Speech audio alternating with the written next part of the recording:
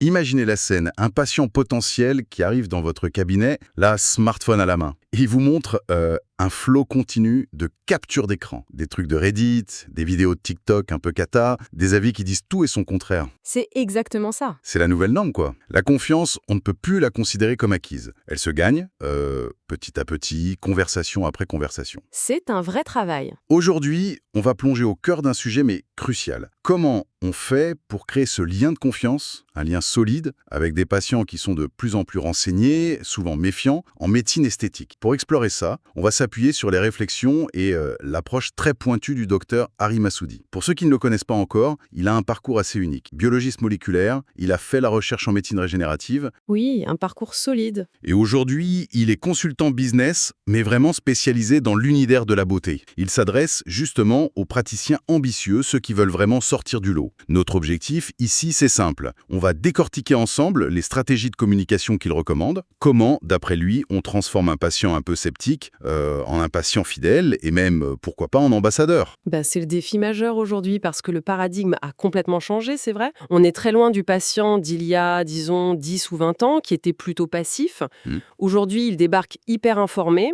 Ou parfois, et c'est plus complexe, mal informés. Ils sont méfiants à cause de tout ce qu'ils voient en ligne et très très attentifs à la valeur. Pourquoi je dépenserai mon argent ici plutôt qu'à côté? C'est ça. Les anciennes méthodes de communication, très descendantes, vous savez, très techniques, ça ne fonctionne plus. D'ailleurs, une étude récente de la SAPS, l'Association américaine de chirurgie plastique esthétique, de 2024 a montré un chiffre assez fou. 78% des patients font des recherches pendant plus de 3 mois avant même de prendre un rendez-vous. 3 mois. Ah oui, quand même. Voilà, ça vous donne une idée du niveau d'appréhension et de la réflexion en amont. D'accord. Alors, allons-y. Cette nouvelle psychologie du patient, comment elle se manifeste concrètement? Le docteur Massoudi, il identifie 3 comportements clés. Le premier, il appelle ça le syndrome de surcharge informationnelle.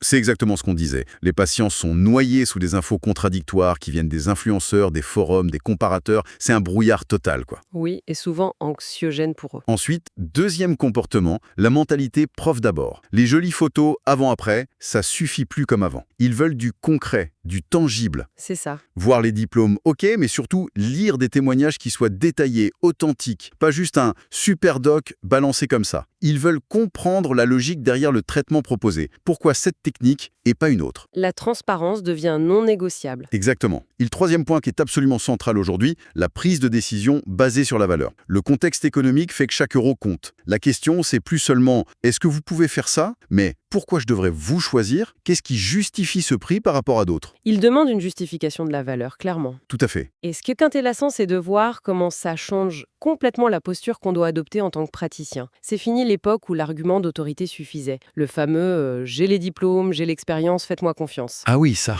Non seulement c'est dépassé, mais ça peut même être contre-productif. On doit vraiment passer à une écoute active, se centrer sur les vraies préoccupations du patient, ses peurs spécifiques. Oui. Prenons l'exemple des injections pour les lèvres. Souvent, la vraie question derrière, c'est pas la composition du produit, c'est est-ce que ça va faire naturel? Est-ce que je vais avoir mal? Qu'est-ce que mon conjoint va en penser? Si on n'entend pas ça, On passe à côté. on passe complètement à côté de la possibilité de construire une relation de confiance. C'est une critique directe de l'approche j'ai les diplômes, écoutez-moi. C'est une vraie remise en cause. Alors, justement, comment on fait pour construire cette confiance si importante? Le docteur Massoudi, il propose un cadre assez clair, basé sur 4 piliers. Le premier, il est un peu surprenant. Être personnel, pas chercher à être professionnel dans le sens froid, distant du terme. Intéressant. Le piège, selon lui, c'est le jargon médical. Vous savez, les phrases du genre nous allons effectuer une optimisation volumétrique grâce à des techniques avancées de comblement dermique ». Ça impressionne peut-être, mais ça met une distance folle. Ça crée une barrière, oui. La solution qu'il propose, c'est simple. Parler le langage du patient. S'intéresser vraiment à sa vie, à ses contraintes. Dire par exemple « Je vois que vous êtes une maman très active avec un emploi du temps chargé. J'imagine que pour vous, un temps d'arrêt minimal après le traitement, c'est important, n'est-ce pas ?» S'adapter à sa réalité. C'est ça. S'intéresser à son style de vie avant de parler technique. Plutôt que de balancer un « je vous recommande un protocole complet de rajeunissement facial », essayez de commencer par « si on prenait un instant ». Qu'est-ce qui vous dérange le plus quand vous vous regardez dans le miroir le matin? C'est plus direct, plus humain. Ça ouvre la discussion. Oui, être personnel, montrer de l'empathie, c'est clé. Mais attention, il y a un équilibre à trouver. Il ne faut pas non plus tomber dans une familiarité excessive qui pourrait, elle aussi, nuire à la crédibilité. C'est tout l'art. Trouver le juste milieu. Exactement. Le deuxième pilier s'inscrit dans cette logique de simplification. Être clair. La complexité, l'opacité, ça nourrit la méfiance, c'est certain. Si on se lance dans des explications hyper techniques sur la structure moléculaire du Botox ou les différents types de réticulation de l'acide hyaluronique, On perd le patient. On le perd. Et pire, on risque de l'angoisser avec des détails qu'il ne maîtrise pas et qui ne l'aident pas à prendre sa décision. Alors, comment on fait pour être clair sans être simpliste? L'idée, c'est de se focaliser sur le résultat que le patient recherche et d'expliquer les choses simplement. Les analogies, ça marche très bien, les supports visuels aussi, bien sûr, et puis décomposer un traitement complexe en étapes logiques. Le docteur Massoudi utilise une analogie que je trouve géniale pour le Botox. Ah oui? Il dit « Imaginez que le Botox, c'est comme mettre les petits muscles responsables de vos rides du lion en vacances pendant 3 ou 4 mois. Ils se relaxent, la peau se lisse, et votre visage retrouve un air plus détendu, plus frais, mais de façon naturelle. Ah oui, pas mal du tout. Mettre les rides en vacances. C'est simple, c'est imagé et ça dédramatise complètement le geste. Excellent exemple de clarté. Être positif. Il est assez critique envers le marketing qui joue sur la peur de vieillir ou qui insiste lourdement sur les défauts. Et c'est vrai que pointer du doigt ce qui cloche ou agiter le chiffon rouge du vieillissement, ça peut marcher à court terme pour vendre, mais ça ne construit rien de sain ni de durable. Non, ça peut même créer une relation toxique avec son image. Exactement. La solution, selon Massoudi, c'est de mettre l'accent sur l'amélioration, le bien-être, ce qu'il appelle l'empowerment, disons, la capacité du patient à reprendre confiance en lui. Éviter les avant-après trop radicaux qui soulignent crûment les imperfections. Présenter les traitements comme un choix, un outil pour se sentir mieux, plus en phase avec soi-même. Au lieu de dire ces rides profondes vous font paraître plus âgé, on pourrait dire ce traitement peut vous aider à retrouver une apparence extérieure qui reflète le dynamisme que vous ressentez à l'intérieur. L'angle est complètement différent. Oui, c'est une approche beaucoup plus valorisante et c'est d'autant plus important aujourd'hui avec la pression des réseaux sociaux qui peuvent renforcer une vision très négative de soi. Contrebalancer ça avec un discours positif, centré sur la confiance, c'est essentiel. Et ça nous amène au 4e pilier, qui est un peu la base de tout, j'ai l'impression. Absolument. Le 4e pilier, c'est être plausible. Les promesses qui sont irréalistes, c'est la voie directe vers la déception, les conflits et puis bien sûr les avis négatifs en ligne qui peuvent faire très mal. Le fameux « vous allez paraître 10 ans de moins ». Voilà, c'est ça le problème. Ou les photos avant-après qui sont retouchées ou qui ne correspondent pas à ce qui est réellement faisable pour ce patient-là. Ça crée des attentes impossibles à tenir et ça met une pression énorme sur tout le monde. Donc être plausible, ça veut dire quoi concrètement? Ça veut dire fixer des attentes réalistes dès le départ, tout en valorisant bien sûr les bénéfices concrets qu'on peut attendre. Montrer des photos de cas similaires aux patients qu'on a en face, discuter ouvertement des limites du traitement, ce qu'il peut faire et ce qu'il ne peut pas faire. L'honnêteté avant tout. L'honnêteté sur les facteurs qui vont influencer le résultat. L'âge, bien sûr, la qualité de la peau, le mode de vie. On pourrait dire quelque chose comme « Écoutez, la plupart de nos patients constatent une amélioration nette, mais qui reste naturelle. Le but, c'est que vous vous reconnaissiez, mais en mieux. L'air plus reposé, plus frais, avec plus d'assurance. » C'est fondamental, oui. Mais comment on gère le patient qui arrive justement avec la photo d'une star et des attentes complètement déconnectées de sa propre réalité, même si on a essayé de poser ce cadre de plausibilité? Ah, c'est là qu'intervient la capacité à dire non, ou plutôt à savoir réorienter. Expliquer calmement, patiemment, pourquoi ce résultat précis n'est pas réaliste ou même pas souhaitable pour sa morphologie à elle ou à lui, et proposer une alternative qui soit réaliste et qui respecte son harmonie naturelle. C'est aussi ça, être plausible et éthique. Exactement. Savoir refuser une intervention qui n'est pas indiquée, ça renforce la crédibilité sur le long terme, même si on perd un acte sur le coup. D'accord. Ces 4 piliers, personnel, clair, positif, plausible, ils posent les fondations. Mais comment on les utilise concrètement face à un patient qui arrive déjà un peu sur la défensive avec son scepticisme en bandoulière? Le docteur Massoudi propose une séquence de confiance très structurée, en 4 étapes. Étape 1, reconnaître leurs préoccupations d'abord. Valider leur méfiance, oui. Valider leur méfiance avant de proposer quoi que ce soit. Ça peut sembler un peu bizarre, non? Il explique que ça désamorce la résistance. C'est ça. Par exemple, commencez par « Je comprends tout à fait que vous ayez peur d'avoir un résultat pas naturel, un peu figé. C'est une crainte très répandue et elle est tout à fait légitime. Beaucoup de personnes qui viennent me voir ont cette même inquiétude. Mais est-ce que reconnaître ça d'emblée, ça ne risque pas de les conforter dans leur scepticisme, justement? C'est une excellente question. L'idée, c'est pas d'encourager le scepticisme pour le scepticisme, c'est de montrer qu'on l'entend, qu'on le respecte. Ça crée une connexion immédiate. La personne en face se dit « Ok, il ou elle me comprend. Il ne me juge pas pour mes doutes. » D'accord, ça ouvre la porte. Voilà, ça ouvre la porte au dialogue. Et ça nous mène directement à l'étape suivante, qui est peut-être la plus surprenante. Étape 2, amplifier leurs préoccupations. Amplifier. Alors là, c'est carrément contre-intuitif. Expliquez-nous un peu la logique derrière ça. On risque pas de leur faire part pour le coup. C'est là toute la subtilité. Il ne s'agit pas de dramatiser, attention. Il s'agit de montrer qu'on prend leurs doutes encore plus au sérieux qu'eux-mêmes, parce qu'on connaît les risques et surtout, on sait comment les éviter. Ah, je vois. Par exemple, sur les lèvres encore, vous avez absolument raison d'être prudente avec les injections. On voit malheureusement trop de résultats qui sont excessifs ou pas très harmonieux. La clé, c'est vraiment une analyse très fine des proportions de votre visage. Utiliser la juste quantité de produit et avoir une technique adaptée pour obtenir un rendu qui soit subtil et naturel.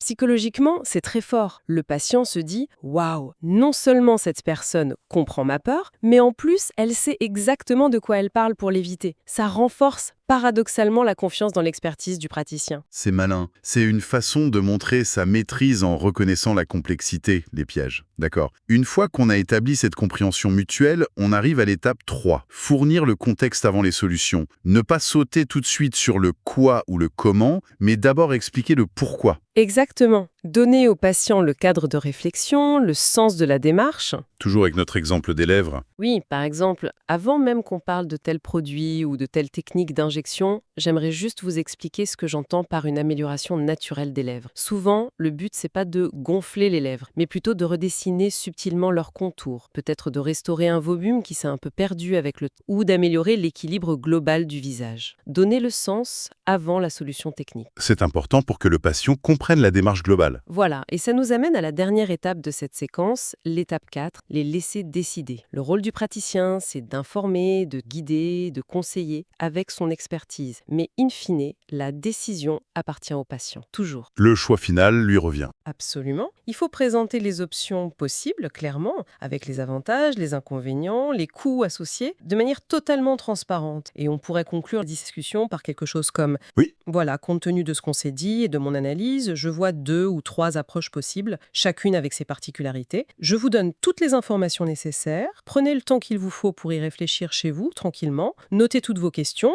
et on peut en reparler quand vous voulez, par téléphone ou lors d'un autre rendez-vous. L'important, c'est que vous soyez parfaitement à l'aise avec la décision que vous prendrez. » Ça renforce le sentiment de contrôle du patient, son autonomie. C'est plus un partenariat qu'une relation descendante. C'est exactement ça, un partenariat. Laisser décider, c'est essentiel pour le respect du patient. Mais jusqu'où on va dans le conseil? Où s'arrête le guidage pour ne pas basculer dans l'influence, même involontaire? C'est une ligne fine, non? C'est une ligne fine et c'est une question d'éthique et de posture. Le conseil doit se baser sur l'expertise, l'analyse clinique, la connaissance des techniques et sur les objectifs réalistes du patient. L'influence, elle commence quand on pousse vers une solution qui est plus chère ou plus complexe sans que ce soit clairement justifié ou quand on minimise les autres options. D'accord. La transparence sur toutes les options pertinentes, même celles qu'on ne pratique pas soi-même mais qu'on pourrait référer, c'est un bon garde-fou. C'est un processus très respectueux, c'est clair. Mais bon, la vie d'un cabinet, c'est pas toujours un long fleuve tranquille. Et qu'est-ce qui se passe quand, malgré toutes ces précautions, il y a un pépin, une complication, un résultat qui ne satisfait pas le patient? La gestion de crise, c'est un autre moment clé pour la confiance, j'imagine.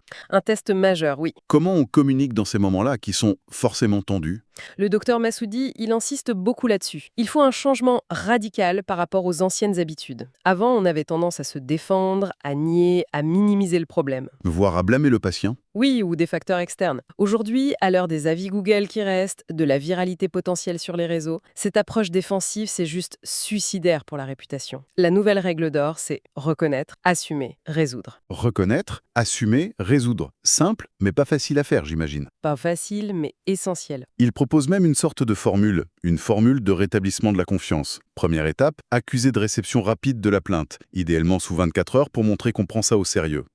Deuxième étape, prise de responsabilité sincère sur le ressenti du patient. Ça ne veut pas dire forcément admettre une faute technique si ce n'est pas le cas, mais reconnaître sa déception, sa frustration. Valider l'émotion. C'est ça. Troisième étape, proposer activement des solutions concrètes pour arranger les choses. Et quatrième étape, assurer un suivi proactif, jusqu'à ce que la situation soit résolue de manière satisfaisante. Par exemple, face à un patient mécontent, on pourrait dire « J'ai bien reçu votre message et je comprends sincèrement votre déception par rapport au résultat. Votre satisfaction est ma priorité absolue. Est-ce qu'on pourrait se voir rapidement pour en discuter calmement et voir ensemble comment on peut améliorer la situation ?» Cette approche, cette transparence et cette proactivité, c'est difficile à mettre en place sur le moment, c'est vrai. L'instinct de défense est fort, mais c'est tellement payant sur le long terme. L'autre option, le silence, la défense agressive, le déni, c'est juste dévastateur pour la réputation en ligne et le bouche à oreille. Un problème bien géré peut même renforcer la fidélité, paradoxalement. Oui, ça arrive. Un patient qui se sent respecté, même quand ça se passe mal, peut devenir encore plus fidèle, parce qu'il sait qu'il peut compter sur vous en cas de problème. Et cette logique de transparence, elle s'applique aussi à la construction de la confiance avant même la consultation, notamment en ligne. Comment on construit cette crédibilité sur le net ? Ah oui, la réputation numérique, c'est un travail de tous les jours. Ça se cultive activement. D'abord par ce qu'on appelle la preuve sociale authentique. Ça passe par des photos avant-après qui soient réalistes, diversifiées, pas que des jeunes mannequins, et qui montrent des résultats naturels. Des vrais gens. Des vrais gens, voilà. Les témoignages, qu'ils soient écrits ou vidéo, ils doivent être spécifiques, raconter une petite histoire. Vous savez, le docteur Martin a su me rassurer et le résultat pour l'ovale de mon visage est pile ce que j'espérais, naturel et frais, ça a 1000 fois plus de poids qu'un simple 5 étoiles super. Ça humanise. Exactement. Proposer du contenu éducatif, de qualité aussi, qui répond aux vraies questions des patients sans être juste de la pub déguisée, ça marche très bien. Et la gestion des avis en ligne, le cauchemar de beaucoup de praticiens ? C'est critique, oui. La règle, répondre à tous les avis. Les positifs, bien sûr, pour remercier, mais aussi et surtout les négatifs. Il faut répondre de manière professionnelle, toujours empathique, en proposant une solution ou au moins une discussion hors ligne pour comprendre. Ne jamais rentrer dans la bagarre en public. Surtout pas, c'est stérile et ça donne une mauvaise image. Encourager les patients satisfaits à laisser un avis, c'est bien, mais attention, sans jamais offrir de contrepartie et sans leur souffler quoi écrire. Il faut que ça reste spontané et authentique. Mais comment on fait face à un avis négatif qui semble manifestement faux ou de mauvaise foi ? Ça arrive malheureusement ? Oui, ça arrive. C'est très délicat. La règle d'or, c'est de rester professionnel et factuel dans sa réponse publique. On peut exprimer sa surprise, indiquer poliment qu'on ne retrouve pas de traces de ce patient ou de cet incident dans les dossiers, si c'est vrai bien sûr, et toujours inviter la personne à contacter directement la clinique pour éclaircir les choses. L'objectif, c'est pas de convaincre l'auteur de l'avis. Non, c'est de montrer aux autres, à tous ceux qui liront cet avis, qu'on prend les retours au sérieux et qu'on gère les situations de façon responsable. Et enfin, bien sûr, les outils de transparence sont clés. Des infos claires sur les traitements, risques, suites, délais, une politique tarifaire transparente, grille indicative ou devis clair, et un accès facile aux qualifications, aux certifications, aux assurances du praticien. Tout ça, ça demande un sacré investissement, en temps, en énergie, en formation des équipes aussi, j'imagine. Mais le docteur Massoudi, il insiste sur le fait qu'il y a un retour sur investissement énorme. Il appelle ça le dividende de la confiance. C'est exactement ça. Ceux qui maîtrisent cette communication, ils ne font pas que survivre dans ce marché complexe, ils y prospèrent vraiment. Tout à fait. Les bénéfices y sont multiples. Ces praticiens, souvent, ils peuvent justifier des tarifs un peu plus élevés. Pourquoi ? Parce qu'ils offrent plus qu'un acte technique. Ils offrent une expérience, une sécurité psychologique. Une valeur ajoutée perçue. Exactement. Ils génèrent beaucoup plus de recommandations qualifiées via le bouche à oreille, ce qui reste le meilleur marketing qui soit. Et il y a un point qu'on oublie souvent, ils ont tendance à avoir moins de complications ou de suites difficiles. Ah oui, pourquoi ? Parce qu'un patient qui est en confiance, qui se sent écouté, qui se sent partenaire, il va être beaucoup plus enclin à suivre à la lettre les consignes parfois un peu pénibles avant ou après l'intervention. Cette adhésion au traitement, elle est cruciale pour optimiser les résultats et minimiser les risques. C'est logique, oui, c'est une bonne synthèse de l'enjeu. En gros, les compétences techniques, ça donne le droit d'exercer. Mais ce sont les compétences humaines, la communication, qui construisent une pratique qui dure et qui réussit. C'est ça. ça. Dans un domaine où la concurrence est rude, où tout le monde se dit un peu le meilleur, ceux qui tirent leur épingle du jeu sur le long terme, ce sont ceux qui créent un environnement où les patients se sentent vraiment entendus, compris, respectés et en sécurité. Parfaitement résumé. Bon, si on devait synthétiser notre plongée d'aujourd'hui, inspirée par l'approche du docteur Hari Massoudi, la confiance c'est vraiment devenu la pierre angulaire en médecine esthétique. Elle ne s'impose pas, elle se cultive. Activement. Grâce à une communication qui cherche à être personnelle, claire, positive et plausible. Et cette confiance, on peut la gagner même avec les plus sceptiques, en suivant méthodiquement une séquence. Reconnaître leurs doutes, les amplifier pour montrer sa maîtrise, donner du contexte avant de proposer, et puis les laisser décider. Les 4 P et les 4 étapes. C'est ça, une approche qui doit vraiment imprégner chaque moment, la consultation, la gestion des imprévus et même la présence en ligne. Le message fort finalement, c'est peut-être de voir le patient sceptique non plus comme un problème, mais comme une super opportunité de prouver son professionnalisme, son éthique, son écoute. Une conversation à la fois. Exactement. C'est une opportunité de se différencier. Et peut-être pour conclure sur une note un peu plus personnelle, une question à emporter avec soi. On vous écoute. Au-delà de toutes ces stratégies dont on a parlé, quel serait le tout premier petit changement vraiment concret, aussi minime soit-il, que chacun pourrait essayer d'intégrer dès demain dans sa façon de communiquer pour mieux écouter et valider sincèrement les préoccupations d'un patient, avant même de penser à lui proposer la moindre solution technique. Juste ça, pour commencer.